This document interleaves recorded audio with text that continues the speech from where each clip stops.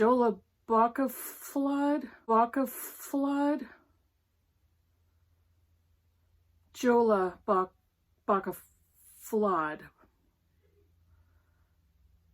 Jolabokaflod.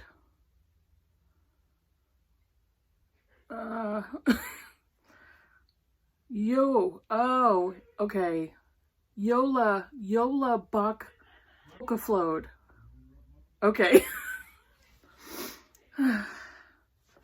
Hi BookTube, it's Kim at Middle of the Book March, and this is, according to the YouTube pronunciation, the Jolabokaflod PDX Tag.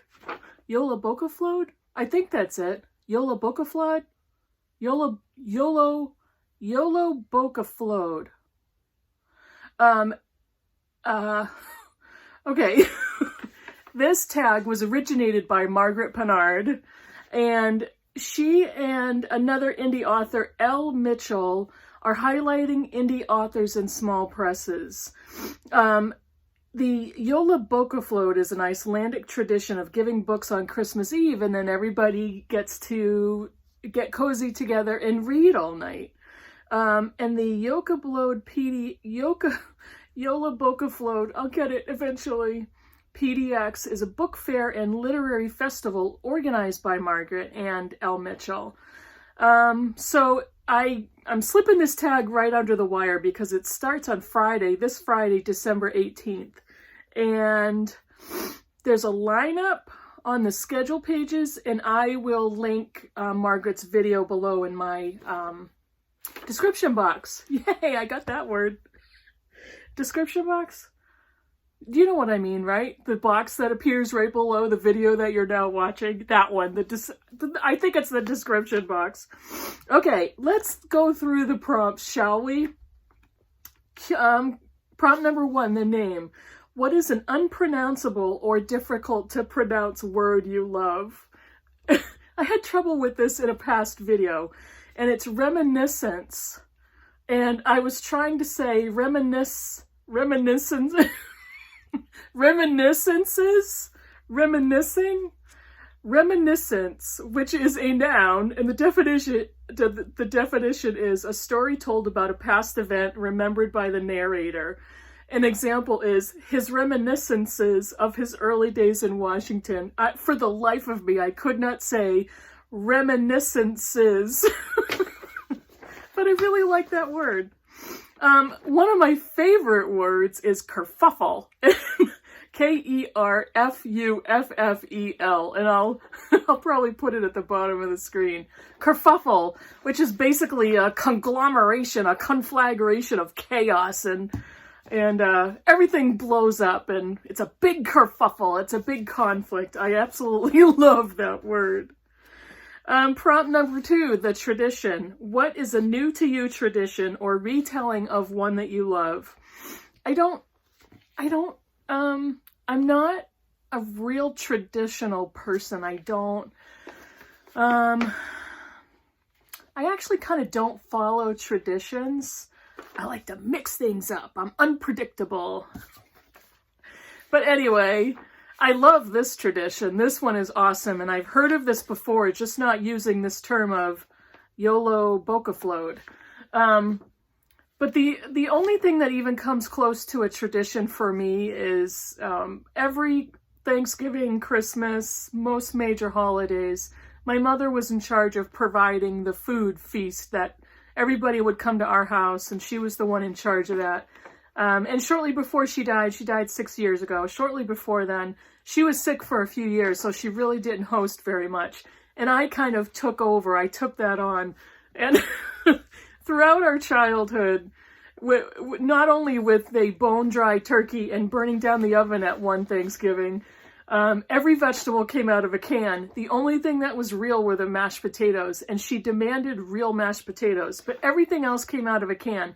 Le Sueur peas out of a can. She got the cranberry sauce out of the can, and it had to have the can marks of the jellied cranberry sauce. And she would not eat any gravies, any condiments, any sauces. So everything had to be plain and dry. And so she was the only one who ate like that. Everybody else, we were pouring gravy and ketchup and all kinds of stuff all over our food. And every single vegetable was mushy and wet, and it was just gross. So, and it was gross, but yet so funny that that's how she ate. So, prompt number 3, the adaptation. What is an adaptation of something you love that was made even better or equal? I'm not going to go literary for this. I'm going movie. And A Star is Born, the newest one, 2018, with Lady Gaga and Bradley Cooper. I absolutely love that movie. I love the music, and yes, I love the song Shallow. I can't help myself. I love Lady Gaga's voice. She's a powerhouse. I watched the 1976 version with Barbra Streisand and Kris Kristofferson, and it was so cringy and so dated, and clearly Barbra Streisand is again a vocal powerhouse, but I just absolutely adored the Lady Gaga version. And I was never a fan of hers necessarily before then, but the girl's got pipes. So, question number 4, the mood. What is the coziest book you've read or expect to read this winter? I'm not really, I don't really gravitate towards cozy books or cozy reading. Cozy mysteries. I'm not I love being cozy, but I don't gravitate towards those types of books. The only thing, once in a while, if I want to just feel comfortable and quiet and sweet, which I'm not very often, then I'll gravitate towards something like that. And the closest I could come is 84 Charing Cross Road from Helene Hanff. I read that this year and just absolutely loved it. The story of her decades-long correspondence with a British antiquarian bookstore and its owner and its manager. It was just a beautiful little book, and I could probably read that constantly. It's epistolary, it's letters going back and forth. So sweet and poignant and heartwarming. Oh, let's see. Number 5, The Discovery. Who is a new author you've discovered this year that you love? I don't have to tell you guys any more of George Eliot. She wrote Daniel Deronda, but I knew her books were out there, but this was the first time I think I've read her 2 longest novels. I'll have to double check that. I think Mill on the Floss is pretty long too. But I read Middlemarch and Daniel Deronda, and I'm just enamored. That's another really good word. I'm enamored with Marianne Evans. Another independent author that a book I read this year is an Australian author, Josephine Rowe, and this is A Loving Faithful Animal. And it's a very short novel. This is the story. It's set New Year's Eve in 1990, a small town in Southeast Australia. The main character is a young girl named Rue. Her father, Jack, is an Australian who is living with PTSD after serving in the Vietnam War. It's a story of a dysfunctional family. Rue has a sister.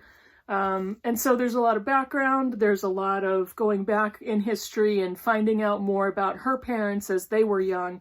And it's a very well-written family saga, even though it's such a short book. And I really liked her writing, and I really look forward to reading more of Josephine Rowe. And this is published by Catapult Press. Number 6, the setting. What is the deepest, darkest setting you've read about? One of the most harrowing books I've ever read is Sophie's Choice. I did talk about that, and that is set in Nazi Germany. And I think any novel, some are worse than others, but when you are reading historical fiction, like The Boy in the Striped Pajamas, that type of thing, even The Diary of Anne Frank, which is not really a novel, but it's just harrowing and makes your heart race, because behind the novelization is truth, and that's what's so maddening. But the other one, which is a novel based on truth, is Human Acts by Han Kang, and I just finished this with Lindsay from Lindsay's Book Life as a buddy read. This is brutal, and this is a novelization of the 1980 Gwangju student uprising in South Korea. It's brutal to read. Very dark, very, very raw, and Real short book, had to put it down a few times. Let's see. The Hot Cocoa, number 7. What is a book that comforted you during a long night, literal or metaphorical? Again, I don't really consider books that way. I don't think that, yeah, I don't think, nothing came to me off the top of my head. Usually if it's a comfortable, I don't even want to use that word. I love reading classics to escape. I love reading classics to get, pull myself into a completely different era, a different world. But another one that I really loved is In This House of Breed by Rumer Godden. I read this in May? I don't remember. Earlier this year. How's that? This is the story of a businesswoman, Philippa Talbot, and I think this is set in the 40s or 50s. She's in her 40s or early 40s when she decides to become a Carmelite nun. I think that's the order. She gives up everything. She gives up her home, her belongings, her life, her career to become a nun, to become a cloistered nun. And it was so sweet and it was so heartwarming. But also at the very beginning of the book, it was really interesting to go through her thought process with her and why she made the decision, how she's going to make this happen, what it means to her. So really good, really good. Let's see, number 8, The Gift. What is an indie book you'll be giving this winter season? I don't give anybody books. I don't know anybody who I would give an indie book to. I'm not surrounded by people who read that much like me. I'm not surrounded by people who are that interested in indie publishers and indie authors. Our book group did a book Secret Santa, but we already knew what the other person was asking for, so that's how we purchased our gifts for each other. But because I don't give any, I'm going to tell you all some of the books that I read that I would give, and a couple of books that I would really like to get from some. I'm not saying anything more. Okay. One of the ones I just read is a poetry collection, The Tradition by Jericho Brown. This was beautiful. He won the Pulitzer Prize. It's a beautiful collection of what it means to be a black man, a black gay man. It discusses sexuality. It discusses HIV status, his upbringing in the South. He is a director of creative writing and a professor at Emory University.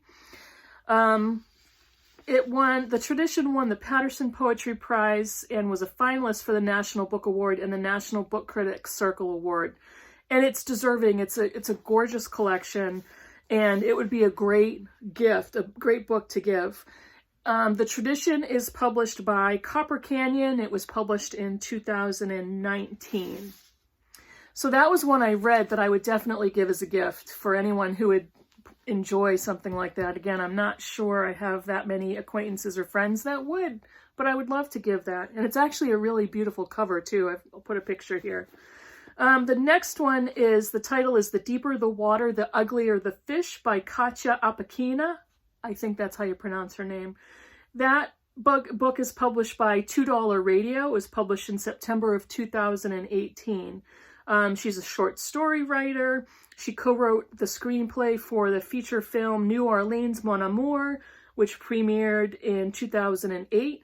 She was born in Moscow, currently lives in Los Angeles.